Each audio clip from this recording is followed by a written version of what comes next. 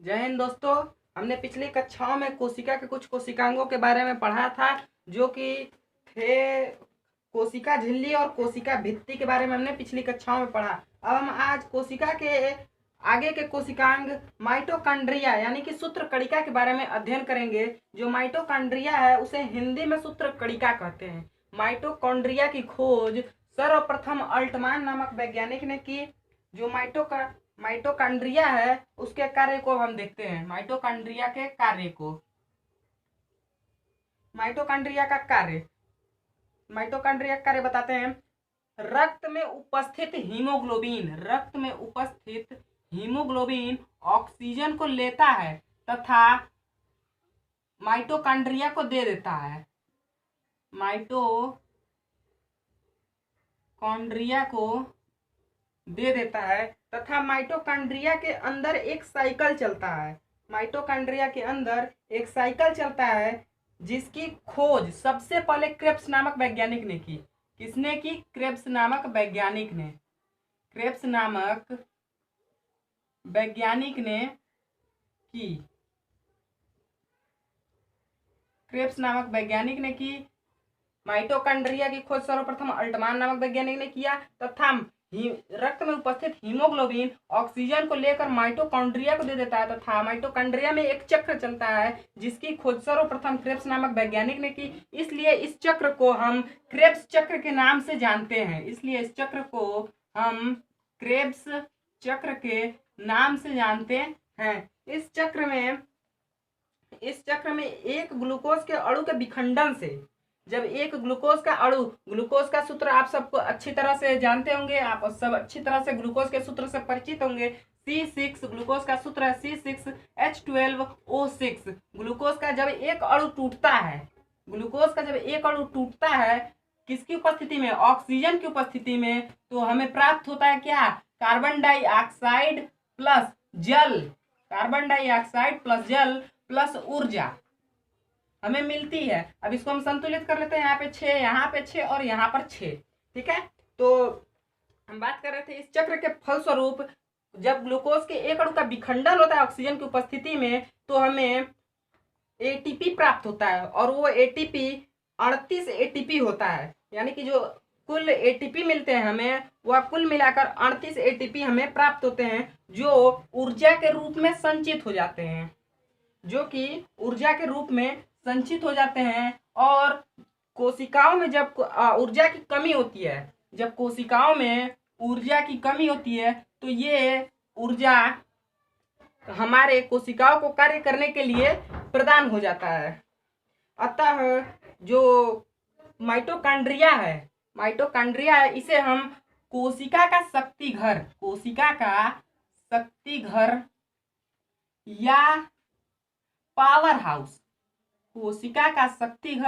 या power house कहते हैं। कभी कभी प्रतियोगी परीक्षाओं में पूछा जाता है कि कोशिका का जो शक्ति घर है या कोशिका का जो पावर हाउस है किसे कहते हैं। तो जो स्टूडेंट है वो कंफ्यूज हो जाते हैं कि जो कोशिका है।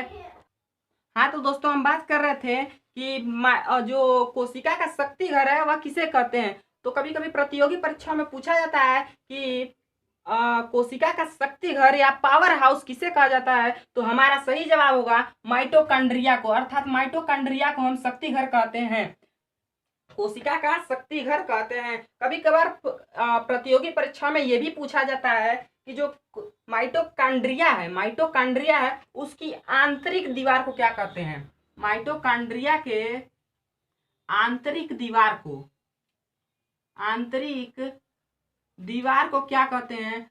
तो हमारा उत्तर होगा माइटोकॉन्ड्रिया के आंतरिक दीवार को क्रिस्टी कहते हैं। क्या कहते हैं? क्रिस्टी कहते हैं।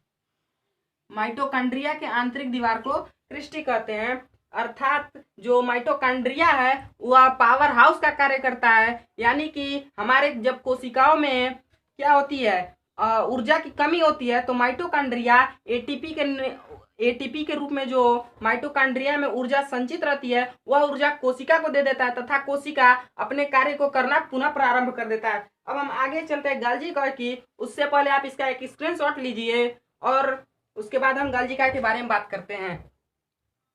हाँ, तो दोस्तों हम बात कर रहे थे अगले कोशिकांग की, गाल्जी का की। गाल्जी काय को हम लोग इंग्लिश में गल्जी बॉडी या गाल्जी कॉम्प्लेक्स कहते हैं।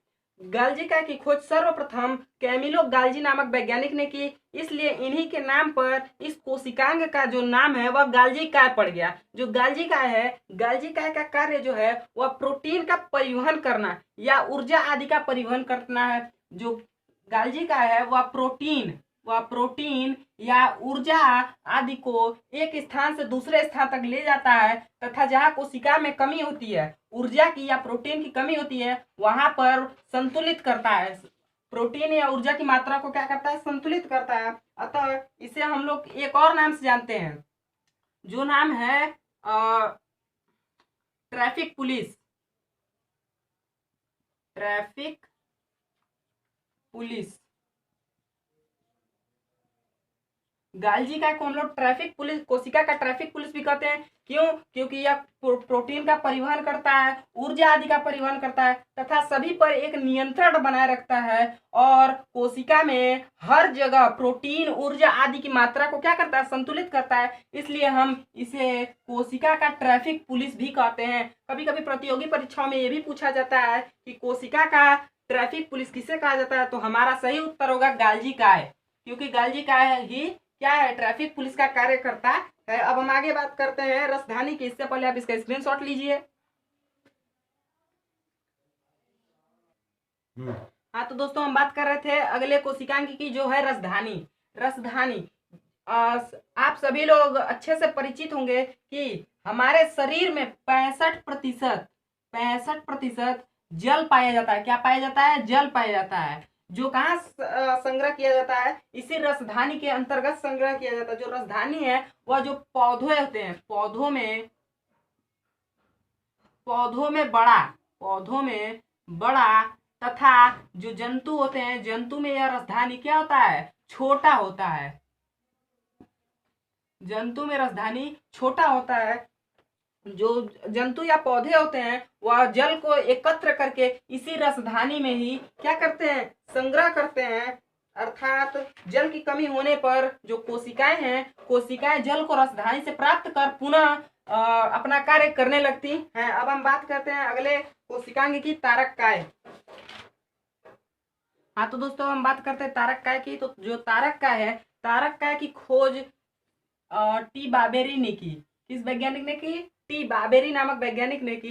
जो तारक काय है वह कोशिका विभाजन को प्रेरित करता है, यानी कि एक कोशिका को क्या करता है? 2 या 4 या 6 कोशिकाओं में बांटने का काम करता है, यानी कि कोशिका को विभाजित करने का कार्य करता है। जो तारक काय है वह सबसे ज्यादा लीवर में पाया जाता है। तारक काय सबसे ज्यादा लीवर में पाया जाता है। कहाँ पाया जाता है? लीवर में। इसलिए जब लीवर को हम कट कर देते हैं तो वह तेजी से विभाजन करके पुनः अपनी उसी अवस्था में आ जाता है जिस अवस्था में पहले रहता है। और जो मस्तिष्क है, मस्तिष्क में तारक काय होता ही नहीं है। मस्तिष्क में तारक काय होता ही नहीं है। अब हम एक दूसरे टॉपिक की बात करते हैं। इसी में एक दूसरे टॉपिक की बात करते हैं, कैंसर।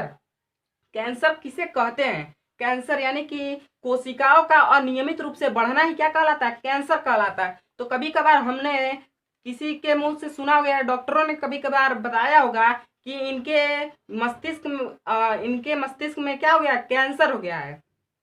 मस्तिष्क में कैंसर हो गया है, यानी कि जब तारक काय मस्तिष्क में होता ही नहीं तो वहां पे कोशिका वृद्धि तो होगी नहीं, कोशिका विभाजन नहीं होगा। जब कोशिका विभाजन नहीं होगा तो कहाँ से हमको कैंसर होगा? हमें कैंसर होने की संभावना है ही नहीं मस्तिष्क में, तो कहाँ से कैंसर होगा? आखिर ये ससुरा आ कहाँ से जाता है? तो हम इसके बारे में बताते हैं। जो मस्तिष्क है, मस्तिष्क में 90% न्यूरॉन पाया जाता है। मस्तिष्क में 90% क्या पाया जाता है? न्यूरॉन। ठीक है, मस्तिष्क में 90% न्यूरॉन तथा शेष 10% गिलियल सेल पाया जाता है। गिलियल सेल यानी कि गिलियल कोशिका। शेष 10% गिलियल कोशिका पाई जाती है, जिसमें जो न्यूरॉन है, न्यूरॉन में सेंट्रोसोम अनुपस्थित होता है। जो न्यूरॉन है उसमें सेंट्रोसोम क्या होता है? अनुपस्थित होता है। और जो गिलियल से जो शेष 10% गिलियल सेल है उसमें जो सेंट्रोसोम है वह क्या होता है? उपस्थित होता है।